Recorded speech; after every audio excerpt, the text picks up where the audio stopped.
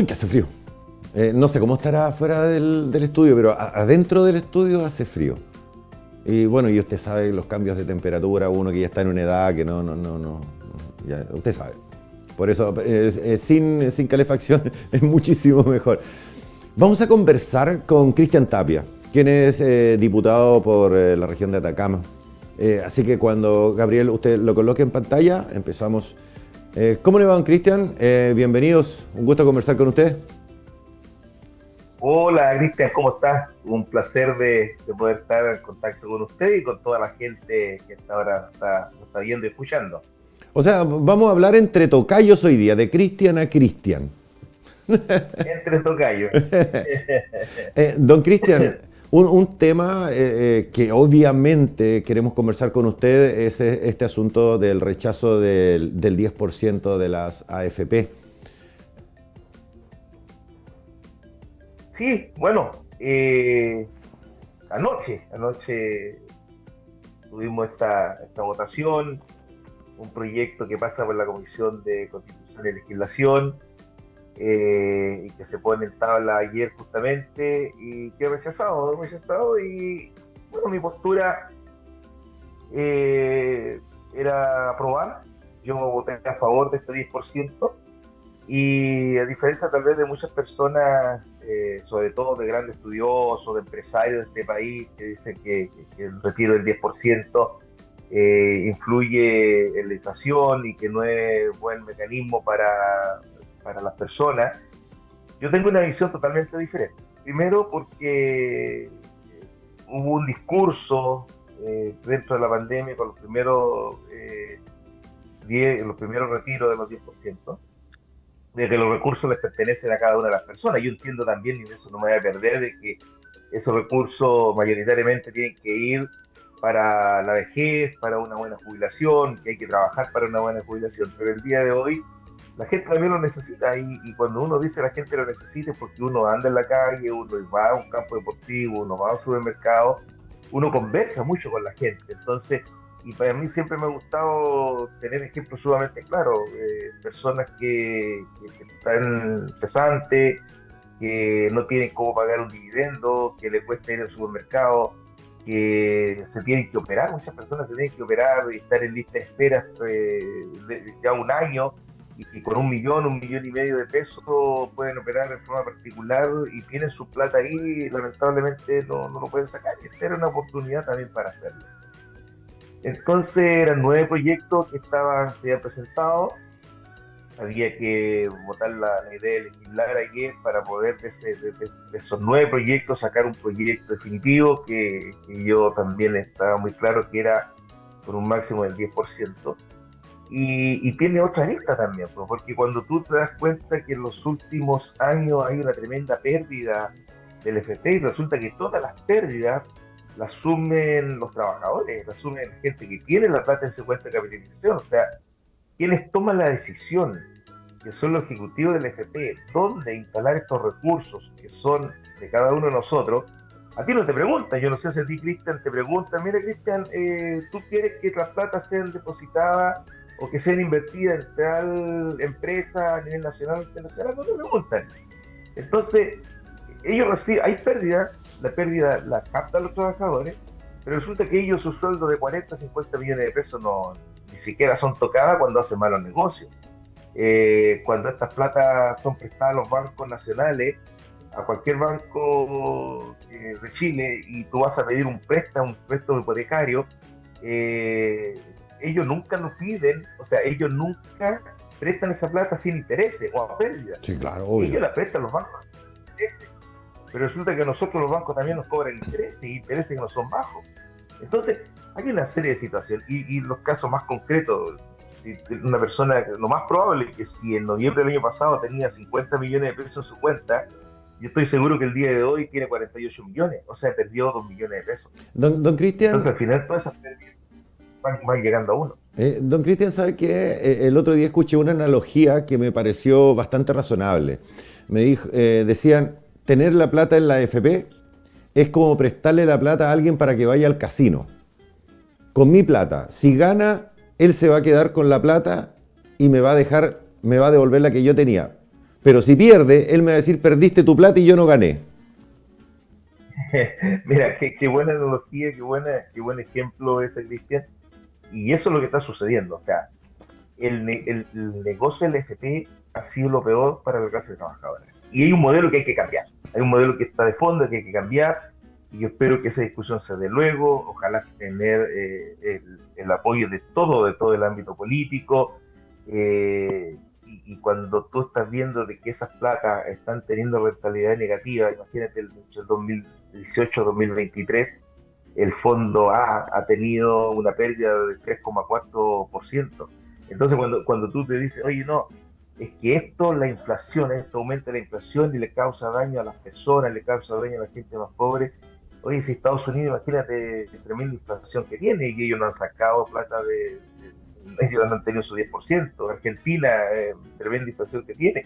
O sea, hay otros elementos que influyen en la inflación y que no necesariamente van a ser del 10%. Claro, cuando nosotros en un momento determinado tuvimos 3 retiros, salieron al mercado 54 mil millones de dólares, pero también hubieron bonos de IFE, hubieron muchos bonos más, y ahí tiene que ir influido, no 100%, porque tú cuando escuchas a los grandes economistas, inclusive al ministro Marcel, que le tengo un tremendo respeto, que se establece de que la inflación no solamente fue a causa de los 10%, sino que la guerra de Rusia con Ucrania, otros factores del Medio Oriente, ahí también han influido el tema inflacionario.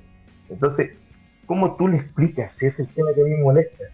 ¿Cómo tú le explicas a una familia que gana 500.000 pesos líquidos, que tiene 2 o 3 niños chicos y que no le alcanza para llegar a fin de mes? Y a lo mejor esa persona en algún momento de su vida tuvo un buen empleo que el día de hoy no lo tiene. Y que tiene en su cuenta esa cantidad de 50, 60, 70 millones de pesos. O como tú le explicas, por ejemplo, porque yo conozco mucha gente, yo vengo del mundo de la minería, trabajé en la minería y sigo en contacto con mucha gente y me dice, oye, mira, si yo a lo mejor no lo necesito, pero yo lo saqué porque ayudé a arreglar la casa de mis papás. O porque mis papás se tenían que operar y yo les pasé esa plata, esa plata para que ellos se operaran. Entonces, el día de hoy no lo necesito. Gente que durante la pandemia y obtuvieron esos 10% por montar su negocio. Y resulta que su negocio le ha dado rentabilidad. O sea, hay una estadística, ¿cuántas personas, madres solteras, recuperaron pensión de alimento con ese 10%? Se crearon más de 800 empresas en Chile, pequeñas empresas que dieron empleo. Entonces, ¿hay una reactivación económica? Claro que hay una reactivación económica. Entonces, a mí muchas veces me molesta cuando hay los discursos bonitos, cuando son discursos de decir, oye, estamos con la gente, pero aquí hay una tremenda oportunidad de volver a estar con la gente. Si la gente, este 10% no es para hacerse millonario. Aquí la gente no va a sacar plata para ir de vacaciones a Miami, a Río de Janeiro. No. Entonces, por eso que la situación de ayer, que al final, inclusive lo que a mí una de las cosas que me molestó, porque uno en estos debates puede intervenir, pero resulta que llevábamos media hora de debate, 40 minutos, y se para un diputado, aquel diputado a la vez de la UDI, y pide terminar con la discusión, y el presidente de la Cámara le dice que lo tiene que hacer por escrito, y resulta que nosotros no alcanzamos a intervenir, porque mayoritariamente muchos de los parlamentarios se querían ir a sus casas. Mira, imagínate la tremenda irresponsabilidad. Pero, Los que habían diputado, hablado, diputado, me permite interrumpirlo. Quiero ser muy responsable con lo que voy a decir. no te escucho. ¿No me está escuchando? A ver si podemos mejorar. Si podemos mejorar ¿ahora sí? Yo quiero ser bien responsable en lo que voy a decir, porque no recuerdo exactamente, pero lo leí en un diario de circulación nacional, donde hicieron un análisis que qué habían hecho los chilenos con el 10%, tratando de bajar ese mito de que por recibir el 10% se agotaron las televisores y todo eso. Y lo que me llamó poderosamente la atención, y por eso no lo olvidé, que en lo que más gastaron plata los chilenos fue en arreglarse los dientes. Correcto. Entonces ahí viene el análisis. O sea, Justamente. no tenemos plata para arreglarnos los dientes. O sea, estamos hablando de la salud básica de una persona. Se ocupó para pagar deudas en el segundo lugar. Quiere decir que los chilenos estamos endeudados a más no poder. Entonces, si nosotros adquirimos deudas, quiere decir que nuestros sueldos no están alcanzando para lo básico. Que hubo gente que se fue de vacaciones a Miami, nada que decir. De que hubo gente que compró televisores, sí, porque tenía necesidades satisfechas. Pero el grueso de la gente no gastó plata comprando cosas.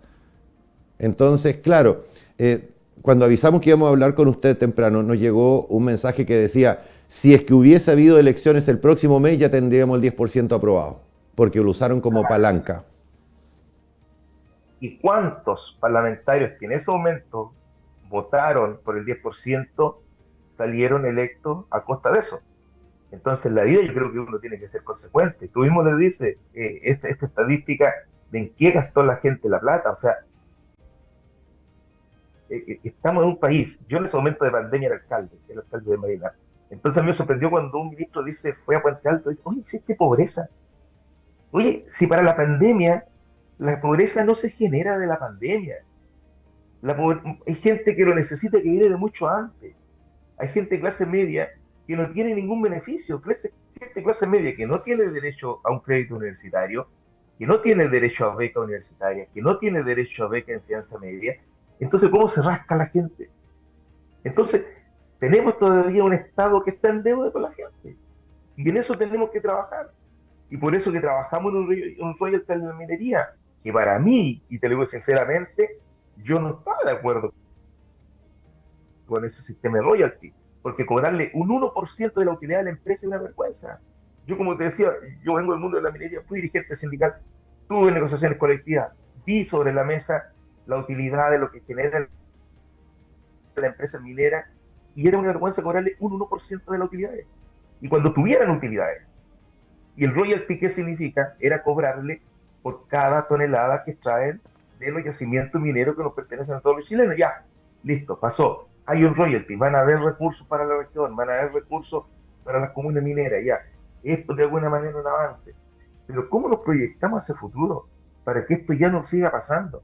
Entonces muchos dijeron, no, es que en la pandemia la gente detectamos que había pobreza. No, pues si nosotros los que estamos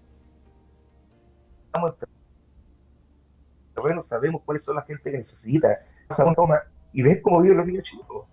Tú te vas a una población y ves cómo vive un adulto mayor que recibe una pensión de 200.000 pesos. Entonces, ahí es donde está la diferencia. Ahí es donde está la diferencia cuando tú estás en terreno, y yo se lo dije a los ministros por estos días. Muchos ministros me dijeron, oye, rechaza el proyecto. Y le dije, no, porque yo soy el terreno.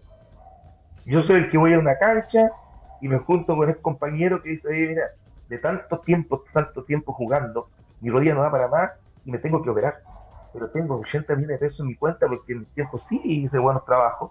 Pero el día de hoy estoy cesante y si ese 10% me alcanza, me opero y dejo de salgo de la lista de espera de servicio público y me voy y me hago una operación en el mundo privado. Diputado, cuando no te escuchan esos argumentos. Diputado, me permite interrumpirle, porque claro, es súper fácil, y con todo el respeto que me merecen, por ejemplo, estar sentado en una Cámara de Diputados y tener que decidir sobre gente, cuando uno tiene un sueldo asegurado. En el caso de los diputados, yo no entro en discusión del monto que reciben, porque eso estaba pactado de antes, qué sé yo, pero es una situación económica holgada. Y deciden sobre una persona. ¿Por qué le quiero decir eso? Porque hace un ratito atrás hablábamos de que el IPC es del 0,1% y dice lo que subió fueron los huevos. Sí, claro, es súper bonito cuando se dice desde me perdió el audio. Ya, perfecto. Vamos a ver si podemos restablecer la comunicación. ¿Así? Entonces lo que yo le decía. Ya, entonces a nosotros nos dicen, ya hay un 0,1% del IPC porque los huevos subieron y subieron en un 2%. Pero yo fui a comprar la semana pasada una bandeja de huevo y costaba 5.000 pesos. Y el 2% de 5.000 no son 2.000, porque ahora esa misma bandeja vale 7.000 pesos. Sí, correcto. Entonces, si uno tiene un sueldo como el de ustedes, que yo no estoy diciendo que no les lo ganen, uno puede decir, ah, sí, subió 2 lucas, ok, subió 2 lucas. Pero hay mucha gente que esas 2 lucas le van a faltar para comprar pan, por ejemplo, o ya no va a poder comprar la misma cantidad de huevos. Entonces creo que hay como una desconexión. Entonces el decir, por ejemplo, claro, esto nos va a generar inflación, sí, pero como estamos hay gente que le está generando hambre. Y creo que ahí el problema es mucho mayor. No sé si usted comparte eso. Mira, y mira, comparto 100%, por eso que lo bueno y lo importante cuando uno es autoridad, cuando uno está en estos cargos, no es alejarse de la ciudadanía, no es alejarse de la gente. Yo te digo, yo llego acá, y te queda noche como a las 4 de la mañana, viendo, porque terminamos y nos vinimos inmediatamente, hoy día tengo actividad, mañana voy a comer a varias reuniones. Me gusta ir al supermercado, y siempre voy. Y no voy a sacar nunca de la cabeza una señora, que esto fue a principios de año, supermercado, y adelante mío, 30.000 pesos. Viene la señora, paga una tarjeta de ABCDIN, 30.000 pesos. Estaba a Le dice, crédito. señora, ¿cuántas cuotas? 6 cuotas. ¿De cuánto? 7.000 pesos la cuota. 42.000 pesos les cobran. 42.000 pesos. O sea, la señora pagó 12.000 pesos de más para poder comer. ¿Y esas platas para dónde van? Van a los mismos empresarios dueños del FP. Si este mundo del empresario es un mundo tan chiquitito, del gran empresariado de Chile. Y que al final esas platas se las llevan ellos mismos. Entonces, cuando tú andas en la calle y tú ves que personas que, no sé, van a comprar a un almacén y empiezan a sacar la cartera de chauchita, claro que esas son las cosas que a uno le molestan. Claro, de Entonces, claro hecho, que hay que vivir. no me cabe ninguna duda que compró con una tarjeta de crédito a tantos meses, le cobraron un sobreprecio, lo que permite, digamos, el sistema financiero, pero esa comida se la comió en el minuto. O sea, creo que si no existe un análisis en este minuto de que los chilenos nos estamos endeudando por comer, que es básico, y no se hace un análisis sobre eso, creo que ya hay una desconexión brutal entre los que dirigen el país y los dirigidos. Creo que ahí hay que hincar el diente, no sé si lo comparte. No, comparto 100%, por eso que muchas veces tal vez la postura que tiene uno en la Cámara le puede caer mal a muchas personas, porque claro, uno, ustedes lo saben, yo vengo del mundo del trabajo, yo a los 20 años empecé a trabajar en el mundo de la minería, disculpa que te lo cuente de esa manera, pero es porque uno lo vive, uno viene de una población. Yo el día de hoy, yo toda la semana voy a la población donde vive mi mamá y me encuentro con los mismos vecinos que me crié, los mismos vecinos que el día de hoy están enfermos o enfermas, que están jubiladas, y uno conversa con esas personas, uno conversa. Entonces, cuando tú vives en ese mundo, es muy diferente a vivir un mundo en Santiago, en Las Condes, en Vitacura, en Barnechea, donde tú te encuentras con vecinos en el supermercado y no tienes ninguna necesidad, pues. Es el mundo diferente. O sea, ya ahí se viven los dos Chiles. Entonces, cuando muchos dicen, no, que este 10% es un 10% populista, es para no, si tener hambre no es populista, No. tener necesidad no es populista. Y nosotros somos legisladores. ¿Y nosotros para qué legislamos? Yo lo dije en un principio, yo no voy a legislar para un partido político ni para un gobierno de turno. Yo quiero legislar para la gente. Y en eso yo creo que ha sido bien consecuente, porque en el autorretiro, el autopréstamo que se votó en el mes de abril, que también lo perdimos, también yo voté a favor de ese autopréstamo. Entonces, no hace la clase política poder estar más contacto con la gente y vivir la realidad, sobre todo el tema de salud, tú lo dijiste, o sea, el gran porcentaje de los 10% anterior fueron para que la gente se arreglara los dientes, otro para tema de operación, para tratamiento. Claro, y si alguien quería renovar su televisor que lo tenía hace 15 años, El bueno, problema de qué él. malo, qué malo tenía. ¿Ah? O si alguien se dio un lujo y sacó a la familia a comer afuera, o dentro de esa plata hizo un asadito en su casa, bueno, ¿por qué no todos podemos tener derecho a eso? Es que Todos tenemos derecho también a tener. Es que lo que pasa es que, a ver, yo de repente veo o vemos en la televisión cuando dice, la gente ahora no necesita la plata, la gente necesita que no le suban las cosas.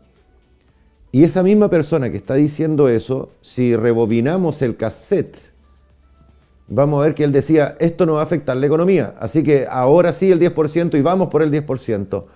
Y como que pasamos por el colador que se llama elecciones y cambiamos. Ahora ya sabemos que la gente no lo necesita. O sea, ¿cómo se puede O determinar sea, eso? es como, o sea, si alguien me dice, oye, la pandemia que ya estamos terminando, la pandemia, algo queda todavía, y dice, salimos de la pandemia y la gente ahora no necesita, o lo que te decía anteriormente, llegó la pandemia y la gente empezó a necesitar, no, si la gente necesitaba de antes de la pandemia y necesita después de la pandemia. Entonces, cuando la gente realmente necesita y necesitaba estos recursos y se le pone un paralé, se le pone un cortapiso, aunque yo te digo, mira, todos los parlamentarios que anoche votaron en contra de este proyecto llegaron a su casa, llegaron a una buena comida a su casa, llegaron a un buen techo a su casa, llegaron, hoy día sus niños chicos se levantaron, tenían un furgón escolar fuera de su casa, tenían su buena colación, iban bien abrigaditos, pero la persona que tenía la esperanza de hacer eso, y seguramente los que vienen a Santiago y se le enfermó alguien de su familia, hoy día están corriendo a la clínica alemana, a la clínica Las Condes, pues. Y la gente nuestra anda a hacer fila a un cefalo, anda a hacer fila a un hospital, pues. Y esa No, es la diferencia. ¿qué va a pasar? Que la gente que esperaba este 10%, por ejemplo, para una operación urgente, ¿qué va a tener que hacer? Ir a la salud privada, endeudarse en un cerro de años y favorecer a quién. ¿Me entiende? A lo mismo, A lo mismo. Sí, sí, que a ese lo mismo, es el tema. Por ejemplo, hay una cosa, bueno, ojalá me pueda expresar bien, pero cuando uno dice, la gente quiere esto, ¿me entiendes? Cuando dice, no, yo sé que la gente de Atacama necesita esto. Por ejemplo, una cosa muy cortita. Dijeron el royalty se va, el 65% va para el gobierno central, el 35% va para regiones. Cuento corto, a la ciudad de Copiapó le debían entrar 20.000 millones de pesos. Y sonó sí. bonito, sonó súper lindo. Pero yo lo he dicho acá y lo voy a seguir manteniendo. ¿Qué se hace con 20.000 millones sabiendo que la municipalidad de Copiapó tiene como gasto operacional al año 60.000? ¿Eso es un real Correcto. apoyo con un royalty? O, por ejemplo, hay regiones que no tienen faenas mineras y van a recibir más dinero que las regiones que sí tienen faenas mineras. Entonces, Mira, y ahí no veo a nadie, no veo a nadie diciendo, yo sé lo que quieren los copiapinos. Sí, queremos dobles vías, queremos más seguridad en la calle, hay mucha delincuencia, eso queremos, pero nos están diciendo, no, nosotros sabemos lo que queremos y queremos 20.000 millones. No, la pura municipalidad gasta no, 60.000. por eso que yo te lo dije en un principio, Cristian, y yo no estaba de acuerdo con ese proyecto. Porque, ¿por qué la municipalidad de Puente Alto va a recibir 6.000 millones? Y Copiapó va a recibir 3.000, es decir, Copiapó ni siquiera recibe los 20.000. La municipalidad de Copiapó va a recibir un poquito más de 3.000 millones. Vallenar va a recibir 2.600 millones. Entonces, Maipú va a recibir como 5.000 millones. Maipú que no mueve ni una piedra. Yo entiendo que el mineral es de todos los chilenos, pero acá es donde está el grueso. O sea, oye, bonito, rimbombante, recursos también para el gobierno regional. Y yo en mi postura, y está grabado, yo te voy a mandar la grabación de la Comisión de Minería a la cual yo pertenezco, y necesitamos recursos, hartos recursos para infraestructura, que esos recursos nos permitan tener mayor conectividad. ¿Por qué no pensar el día de mañana poder tener un tren como muchas veces se pensó, pero en cosas grandes, Copiapó, Paipote, Tierra Amarilla? ¿Por qué no pensamos en eso? ¿Y dónde están los recursos? Los recursos, si no me cae duda, que están en la minería. Mira, cuando nosotros, porque este proyecto de royalty no se empieza a trabajar hace 2, 3 años atrás, este proyecto de royalty yo todavía recuerdo, ya a principios del año 2000, yo el año 2000, justamente el año 2000 fui electo dirigente sindical y nos empezamos a juntar con Jorge Lavandero, que en ese tiempo estaba impulsando el royalty, y Lavandero tenía la tesis de decir, mira, con un royalty para la minería, todos los chilenos tendríamos casa. todos los chilenos tendríamos educación gratuita y todos los chilenos tendríamos salud gratuita con la minería. Si en Chile tenemos cerca del 45% de reserva del cobre, somos potencia. Tenemos el 37% de la reserva del litio a nivel mundial, pero no la sabemos aprovechar. Somos poco nacionalistas. Yo no digo, mira, y escucha para que no se confunda, que nacionalicemos toda la empresa. No, no, porque el día de hoy es complicado. Te nacionalizas todo y te bloquean del extranjero y no te compran la materia prima. Pero vamos en un proceso de un cobro de royalty justo, pero también vamos en un proceso de industrialización de lo que necesita nuestra región. Cuando tú ves que ahora, ya, muy buena política, yo aplaudí la política del litio, de tener una alianza estratégica con los empresarios y que el Estado se haga cargo también del litio para que nos ingresen los recursos. Pero tenemos que ver qué modelo de negocio vamos a tener que usar para adelante. O sea, cuando tú tienes un Codelco que tiene una pésima administración, cuando tú tienes un Enami que tiene una pésima administración, cuando tú tienes un Enami donde tiene un vicepresidente que ha estado en 4 periodos, o sea, un vicepresidente que estuvo en los 2 periodos de la presidenta Bachelet de vicepresidente, cuando ahora está en este gobierno, cuando estuvo, me parece, el gobierno del agua también de vicepresidente, y Enami tú ves cómo está el día de hoy. Cuando en Enami, en febrero, te despiden a 2 personas, alto ejecutivo. Una se llevó 400 millones de pesos, 400 millones de pesos de finiquito, y la otra persona se llevó 450 millones de pesos de finiquito. Y en mayo lo vuelven a contratar con 5 y 7 millones de pesos de sueldo. O sea, ¿de qué estamos hablando? ¿De qué estamos hablando? Que hay que cambiar un modelo que... claro, pues. Entonces, ¿qué pasa con los mineros, los pequeños mineros pagando alto precio del ácido, préstamos poco? Entonces, es ahí, Codelco. Codelco no puede tener una administración donde primero estén los políticos dentro de la administración. Codelco y Enami tienen que tener una administración moderna, seguir siendo del Estado, porque no podemos entregar esa empresas que son estatales, pero con una administración al estilo administración de empresa privada, exitosa y con experiencia, pero no de coteos políticos. Vamos a ver, metámoslo dentro de NAMI, metámoslo dentro de Codelco, cuáles son los coteos políticos. Y ahí vamos a descubrir. Yo estoy levantando en este momento una comisión investigadora para ver qué está pasando con Enami y Codelco y poder, después de esa comisión investigadora, decirle al gobierno, ¿sabe qué? Esta administración no puede ser. O sea, estas empresas no pueden ser fiscalizadas ni por el gobierno de turno, ni pueden ser fiscalizadas por Contraloría. O sea, empresas estatales que siguen haciendo lo que queramos.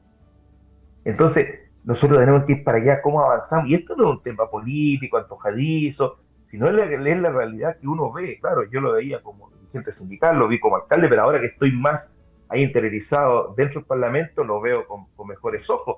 Y yo en ese sentido, yo no me voy a perder, que yo me voy a quedar con estas cosas y mira que me diga, mira, tú eres de nuestro partido, tú eres del gobierno, tú por favor este tema déjalo ahí. No, porque si no, ¿para qué uno llega al Congreso? Y tenemos que separar el rol que tiene el Poder Ejecutivo y el rol que tiene el Poder Legislativo, que somos nosotros. Ustedes como diputados han tomado o van a tomar cartas en el asunto referente al tema de inseguridad y violencia que hay en este minuto, por ejemplo, en la capital regional. Le quiero dar un ejemplo, don Cristian. En la esquina de Chacabuco con O'Higgins hay un pequeño bandejón al frente de la catedral. A las 9 de la mañana un tipo estaba apuñalando a vista y paciencia de todos a otra persona. Eso lo estamos viendo en la plaza de Copiapó. ¿Qué medidas ustedes como diputados regionales podrían impulsar para ir frenando este tema? Porque ya es algo como normal, perdón, y que sea usar tan mal el lenguaje de decirle que nos estamos acostumbrando a ver apuñalamiento en el centro de Copiapó y sin ningún problema.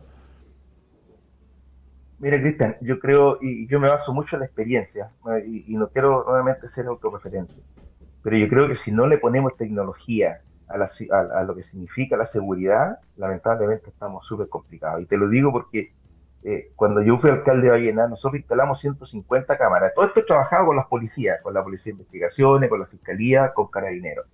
Oye, dónde están cometiendo? Y no es de estos delitos lo que tú me estás mencionando. Si hasta hace 3 años atrás estos delitos no lo teníamos.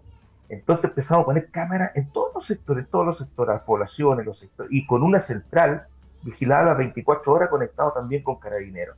En el centro de la ciudad pusimos cámaras con detectores faciales, o sea, hasta la arruguita que tenía se le detectaba a las personas que pasaban, y por lo demás teníamos funcionando un dron. ¿Por qué es tan importante el dron?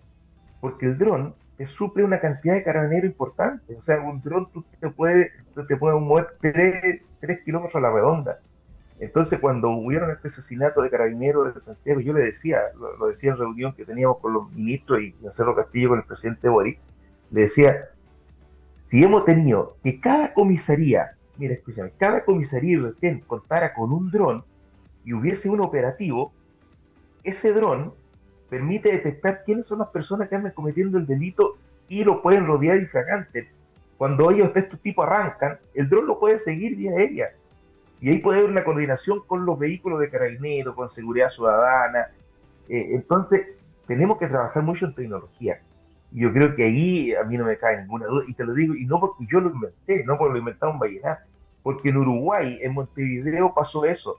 Porque los grandes países de Europa tienen esos sistemas. Entonces, vamos a tener que invertir. Y yo en un momento también se lo dije al comité de ministros, le dije, oye, vamos a voltear las puertas de la empresa minera. Imagínate en Copiapó. ¿Por qué no Candelaria?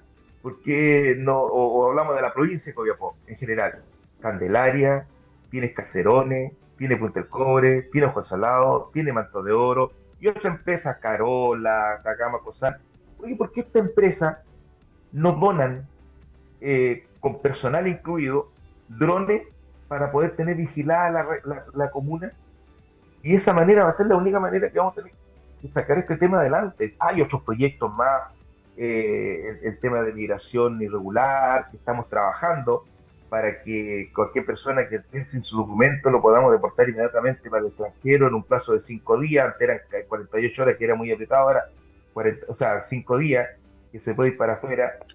El tema de la facultad que el carabinero no lo tenía y que la ley Nair Retamar nos está arrojando que ahora sí carabinero puede actuar sin ningún temor, porque antes carabinero disparaba a un delincuente y carabinero se iba detenido y lo separaban inmediatamente del cargo. El día de hoy no. O sea, hemos estado avanzando. Yo creo que en ese sentido el gobierno se estaba preocupando, pero estamos hablando de palabras mayores. Imagínate cuando hubo este asesinato en Santiago hace 2 semanas atrás, un día domingo. Amaneció una cabeza en el centro de que yo estaba en Santiago.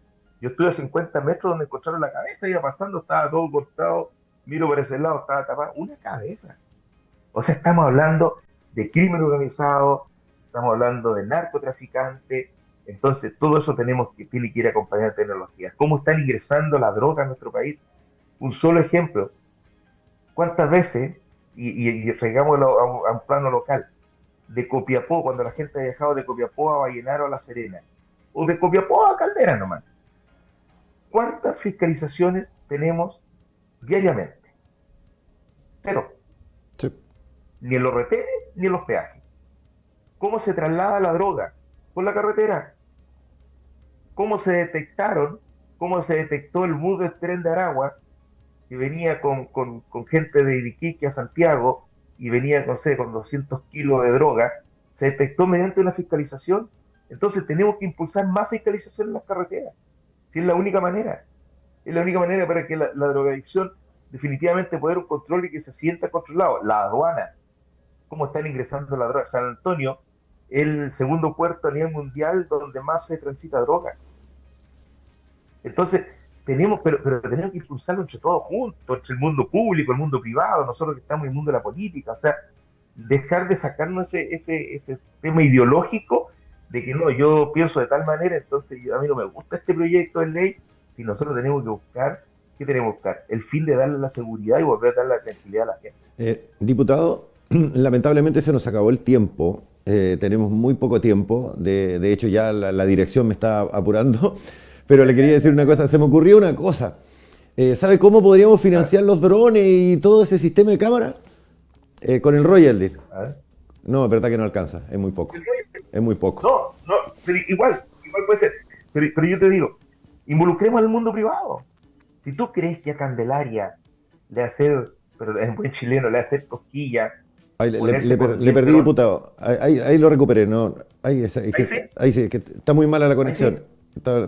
Así. no te escucho yo ahora. Ya estamos. Diputado, entonces nos ¿Aló? tenemos que despedir. ¿Me ve? ¿Si me está Bueno, no, viendo? ahí sí, ahí sí, ahí sí, ahí sí. A ver, así, ahí Yo te digo, ahora lo recuperé. ¿Me está escuchando bien ahora? ahora te escucho bien. Yo te digo, si tú crees que con Delario le haces cosquilla, No, se nos comprar 10 acaba, drones, se nos perdió. No, lamentablemente claro. es imposible. Nos vemos, diputado. Gracias Ya. por el tiempo. Muchísimas gracias. No, gracias a ustedes. Un abrazo que Ahí estén lo bien. escuché. Pucha, qué pena. Justo se nos perdió al final de la entrevista, pero estuvimos hablando con Cristian Tapia, diputado por Atacama, que pudimos tocar algunos temas que son relevantes tanto para usted como para nosotros. El tema del royalty, cuánto dinero nos va a llegar a nosotros por ser una región contaminada, cuánto nos va a costar a nosotros, o sea, cuánto nos va a ingresar a nosotros por ser una región minera donde se genera gran parte de la mano de obra del país, cuánto se va a ver beneficiada nuestra región, producto de entregar tanto dinero al gobierno central de Chile. Y nos damos cuenta de que no es una cantidad considerable ni anda cerca de lo que, por ejemplo, la municipalidad necesita para funcionar durante un año. No alcanza ni siquiera para que funcione 3 meses. Entonces, son temas que hay que analizarlo de repente y nos gustaría, y quiero ser muy responsable en lo que voy a decir, nos gustaría que los diputados, los senadores por nuestra región estuviesen peleando para que nosotros tengamos una mayor cantidad de ingresos que nos va a beneficiar a nosotros como ciudad, como región. Ojalá que así sea, pero bueno, usted sabe, vamos a tirar una querella que nos resulte responsable. O sea, va a quedar en nada. Hacemos una pausa comercial, volvemos enseguida al matinal de Atacama Noticias.